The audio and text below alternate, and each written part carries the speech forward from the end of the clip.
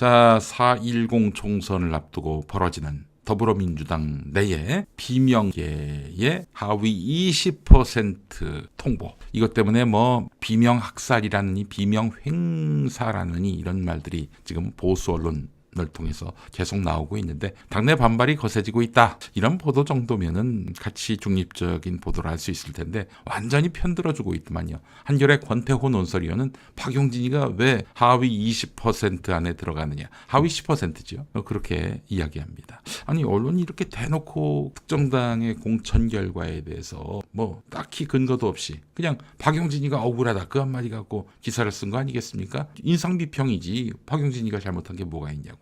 뭐 잘못한 게 없어. 박용진이가 상임위 출석 야권 꼴찌예요. 경실련에서 작년 10월에 발표를 냈습니다. 그것만 보더라도 박용진이가 일단 마이너스 점수를 안고 시작했을 수 있다. 라고 봐야 합리적이지 않습니까? 자, 그리고 장성철 소장이 한 말이라고 하는데 동료 평가가 있었던 모양이죠. 동료 의원 평가. 동료 의원이 박용진을 평가했는데 빵점을 맞았다고 합니다. 빵점을. 그걸 알려준 선배 의원이 박용진한테 그 동료들하고 잘 지내지. 이렇게 이야기를 하니까 또 그렇게 동료들하고 잘 지내야 큰 정치를 할 수 있는 것 아닌가 이렇게 박용진한테 얘기했던 모양입니다. 그랬더니 박용진이 선배나 잘하세요 이랬다는 겁니다. 사실 빵점 이미 예견됐던 바였습니다. 재작년 8월에 박용진이가 이때 당대표 선거 나갔잖아요. 보수 언론의 엄청난 그런 지지와 응원을 받으면서 어떻게든 이재명 대표가 당대표가 돼서는 안 된다라는 보수 언론 또 당내 기득권 세력 이들이 뜻을 모아가지고 박용진을 밀었는데 안 됐습니다. 근데 당시에 이제 당 사정을 잘 아는 분들한테 들어보니까 박용진이가 당대표가 될 가능성은 제로에 수렴된다. 이렇게 얘기를 했습니다. 사실 뭐 특별할 것도 없는 전망이지요. 당연히 박용진이가 뭔데 이재명 대표를 위협할 수 있겠어요. 근데 그분들이 박용진은 절대 큰 정치인이 될 수 없다. 당대표가 못 되는 건 말할 것도 없고 그 이유로 들었던 것이 박용진 주변에 박용진 편인 국회의원이 없다는 거예요. 민주당 내에서. 그러니까 하도 이 어떤 지지와 응원이 갈급하다 보니까 보수 언론가 가지고 알랑댔던 거 아닙니까? 박용진 씨가. 그래요. 동료 평가 빵점. 이게 사실이라면은 박용진 정신 차리고 사당을 만들어 가지고 뭘 어떻게 추종자들과 함께 정치를 한다면 모를까. 아니 민주당 같은 거대 정당에서 뭔가 정치를 하고 싶다. 당대표도 하고 나중에 대선 후보도 되고 싶다. 그러면 주변에 너를 좋아할 사람을 만들어 놔야지. 아니 초등학교 반장 선거도 말이야. 반 친구들의 다수의 지지를 받아야 반장을 할 수 있는 거 아니야? 근데 동료 평가 빵점. 와, 이건 정말 믿고 싶지가 않은데 빵점이라면은 아니 무슨 수로 그 당에서 클 수가 있겠어. 아이 뭐 저기 큰 꿈은 없어. 그냥 보수 언론이나 좋아하면 돼. 이게 당신의 정치의 그 유일한 목표라면은 모를까. 아니 뭐 이런저런 꿈 많이 꾸더만. 그러면 동료들한테 마음을 얻어야지. 왜 그래 도대체. 이건 뭐 박용진 걱정을 할 필요는 없을 것 같은데 박용진 보면서 제가 웃음만 납니다. 박용진이가 이번에 그 하위 10%가 된 거 아닙니까? 감점이 30%야. 그러니까 1차에서 이승훈 변호사, 정봉주 전 의원 그리고 박용진이 경선을 하잖아요. 여기서 박용진이가 70% 넘게 득표하지 않으면은 이거는 결선으로 가야 됩니다. 1등으로 결선에 가겠지만은 결선에서도 60% 이상 득표를 해야 돼요. 그래야 경선에서 이길 수 있는 거야. 근데 박용진이가 그럴 수 있겠나? 정봉주가 아무리 많이 쉰 정치인이라 하더라도 아니 이렇게 완전히 손발 다 묶고 달리기를 하는데 이길 수 있겠어? 박용진 동료 평가 빵점. 야 이건 정말 너무나 치명적입니다. 지금 이 평가를 보니까 말이죠. 의원들 평가를 보니까 사실 뭐 정량 평가의 경우 기계적으로 좋은 점수 받지요. 그러나 이제 결국 정성 평가인 다면 평가의 비중이 매우 높을 수밖에 없는데 박용진이가 정성 평가에서 미끄러진 것 같습니다. 잘해봐. 그래서 70% 얻어가지고 2차 가서 60% 이상 득표를 해가지고 그 강북을 국회의원 해야지. 마지막까지 포기하지 말고. 탈당 안 하기로 한 거는 잘했어 박용진. 근데 평가해 줄게. 그리고 이번에 안 되더라도 내가 당원 무시하고 또 동료 의원 무시하고 정치하면은 배지를 빼앗기게 되는구나 라는 값진 교훈을 얻는다면은 그것으로도 굉장히 의미가 있는 거야. 그러니까 박용진 너무 시리해졌지 말고 나하고 보니까 나이 차이가 별로 없더만 앞으로 앞날이 창창한데 말이야. 지금 민주당 국회의원 하면서 수구 부패 언론한테 알랑대고 그래서는 별 도움이 안 되는구나. 깨달을 때가 됐지. 이제는 각성할 때가 됐지. 안 그런가? 하위 10%로 드러난 마당에 자기 좋아하는 언론한테 가가지고 더 억울하다고 토로하고 말이야. 근데 박용진이가 저 탈당은 안 한다고 그랬잖아요. 탈당 안 하는 이유가 뭔지 아십니까? 사실은 한번 탈당했잖아. 민주노동당에 있다가 여기로 왔어요. 민주노동당에 있다가 노회찬 심상정의 진보신당 갔다가 그리고 여기로 왔는데 여기로 와가지고 어디 줄곧 왕따가 된 거 아니겠습니까? 근데 여기 그만두고 저기 어디야 국민의힘 쪽으로 간다. 뭐 그랜드 슬램 할 일이 있습니까? 그리고 자신의 어떤 그 존재의 의미는 민주당에 남아서 민주당의 주류를 공격함으로써 저기 존재의 가치를 거기서 이제 입증하는 거예요.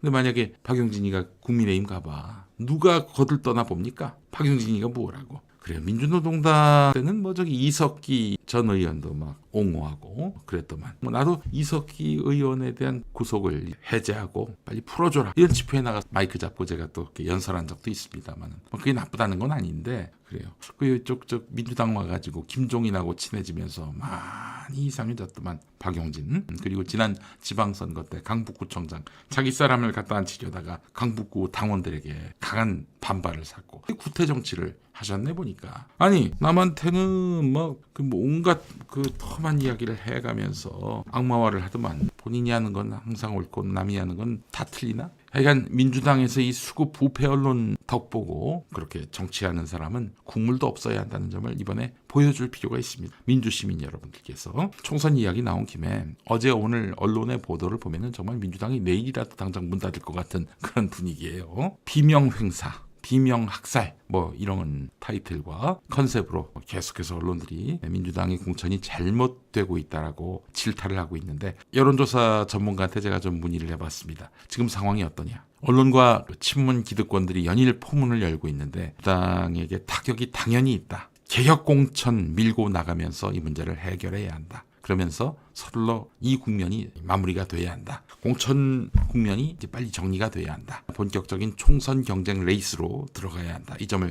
조언하더군요. 누구나 다 할 수 있는 조언을 했다고요. 예, 뭐 그렇다면 죄송합니다. 조국 신당에 대해서는 어떻게 봐야 하느냐. 일단 비례정당으로 가기로 마음을 먹은 것 같은데 이 조국 신당 때문에 원래는 민주당을 지지해야 할 지지층의 마음이 민주당으로 모아지지 않는 원인이 되고 있다. 이렇게 또 분석을 했습니다. 지지층이 이완되고 있다. 이런 얘기예요. 예. 사실 민주당이 반성할 부분이 많이 있죠. 민주당이 다수당이 되면 뭐가 달라질 것이라는 비전이 없어요. 하다못해 윤석열에 대해서 탄핵을 시도하겠다. 그러면 뜻이 모아질 텐데 그런 얘기는 안 하잖아요. 차마 못 하잖아요. 윤석열에게 뭐 탄핵할 거리가 없습니까? 윤석열 탄핵할 사유가 없어요? 얼마나 많아요. 그런데도 탄핵다운 탄핵을 지금까지 추진하지 못했단 말이죠. 다수당이 되면은 무엇이 달라진다라는 비전을 보여줄 필요도 있다. 이분이 이런 얘기도 합니다. 그리고 조국 신당에 대해서 끌어안든지 아니면 경쟁하든지 해야 한다는 거예요. 경쟁이라고 하면 어떤 개혁의 선명성 이런 건데 끌어안지도 않고 경쟁하지도 않고 이러면은 지지층이 더욱 이완될 수밖에 없겠다 이런 이야기들을 합니다. 참 너무 기가 막힌 게 말이죠. 지금 언론들이 이재명 대표를 기득권으로 분칠하고요. 그가 하려고 하는 것은 혁신이 아니라 학살이다. 이러면서 이재명 대표에 대한 불화살을 마구 쏘아대고 있습니다. 자, 근데 말이죠. 이소영, 박정, 박재호, 전재수, 염태영 그리고 고민정 이런 사람들이 단수공천, 전략공천을 받았습니다. 이건 왜 얘기 안 하지? 그리고 언론이 분류하고 있는 친명 대부분 다 지금 경선을 하고 있어요.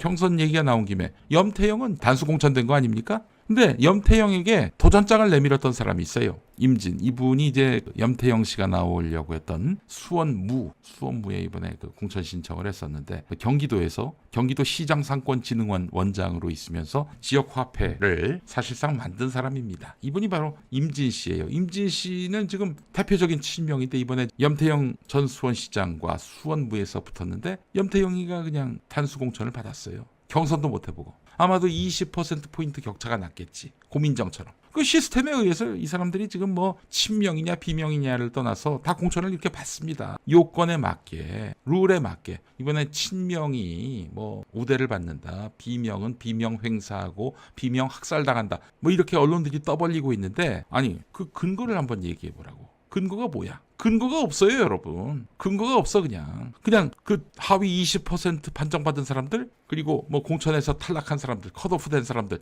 이런 사람들이 반발한다. 이게 끝이야. 근거의 전부야. 당연히 반발하지. 자기 떨어뜨렸는데 감사하다고 하겠어요? 당연히 반발하지.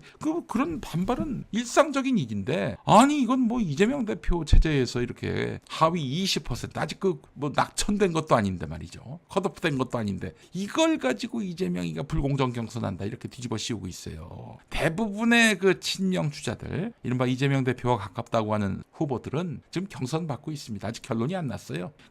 최민희 전 의원, 그리고 조상우 변호사 이번에 경선합니다. 경선해요. 그냥 공천 줄 수 있는데 경선하고 있어요. 왜냐? 시스템대로 하니까. 지금 이재명 대표가 뭘 잘못하고 있다고 얘기하는 사람들 한번 묻겠습니다. 그럼 이재명이 어떻게 해야 합니까? 그럼 박용진이 그냥 공천 주고 윤영찬이 공천 주고 그래야 됩니까? 비명이기 때문에, 반명이기 때문에. 그러면 용산 대통령실에서 꽂은 사람들은 뭐하러 경선시키고, 그러니 원리 원칙대로 하는 겁니다. 어떻게 해야 돼? 이재명이 어떻게 해야 되는 거야? 비명이기 때문에, 반명이기 때문에 이 사람들한테 공천 줘야 된다고? 뭐야 그게? 그런 게 어딨어? 이재명 보고 월권을 행사하라는 얘기 아닙니까? 그렇잖아요. 경향신문의 유튜브 방송 나갔더니 장성철 소장이야 저쪽 편이니까 이쪽한테 불리한 얘기만 하겠죠. 그래서 그냥 웃고 넘어갔는데, 그분 얘기가 이래요. 아니 그 당에서 이렇게 반발하면은 잘 다독이고 가야지. 잘 다독이고 간다. 잘 다독이고 가잖아요. 지금 이재명 대표가 김영주 의원에 대해서 존경한다 이런 말 쓰기도 하고, 할 필요가 없는 말을 하면서 그렇게 달래려고 했는데, 그걸 가지고 김영주는 자기 놀리는 거라고 그러는 거예요. 아니 이게 애초부터 이렇게 이재명의 권위를 인정하는 것 같지도 않고, 또 게다가 또 지금 김영주가 왜 그러겠어요. 자기를 달래고 위로해 주어봐야 승이 바뀌는 게 없으니까 계속 씹어대는 거 아닙니까? 너 나 놀리지 마 이러고 있는 거잖아요. 오늘 서은숙 최고위원이 한 말이 있습니다. 굉장히 공감이 되는데요. 조용한 공천은 질문 없는 강의실이다. 질문 없는 기자실이다. 똑같은 현역 교체를 두고 한쪽은 비교적 조용한 반면 다른 한쪽은 시끌벅적하다고 한다. 그러니까 조용한 한쪽은 국민의힘이고 시끌벅적한 한쪽은 민주당을 말하는 거겠죠. 국회의원이란 자리가 종신제가 아닌 이상 현역 교체는 불가피하고, 그에 따른 일시적인 진통은 늘 있어왔고 앞으로도 있을 것이다. 그런데 단지 조용하다는 이유로 국민의힘은 일사불란한 안정적인 분위기라고 하고 있고, 민주당은 갈등에다 내홍을 겪고 있다 이렇게 말하는데, 한마디로 조용한 공천과 시끄러운 공천이라고 표현하는데, 말만 들으면 조용한 것은 좋은 거고 시끄러운 것은 나쁜 것 같다. 대한민국 검찰을 보라. 민주정부 시절에는 내부 게시판에 정부를 비판하는 온갖 글들이 올라오더니 윤석열 정권이 들어선 후부터 쥐죽은 듯이 조용하다. 그걸 정상이라고 누가 말할 수 있겠는가? 그런 맥락에서 검사 대통령과 검사 비대위원장이 검사들의 호의 속에 검사들을 공천하고 있는, 그래서 상대적으로 조용할 수밖에 없는 국민의힘의 조용한 공천보다 지금은 시끄러워도 동료 의원들과 당원들의 냉정하고 객관적인 평가를 바탕으로 진행되고 있는 민주당의 공천이 훨씬 우월하지 않는가?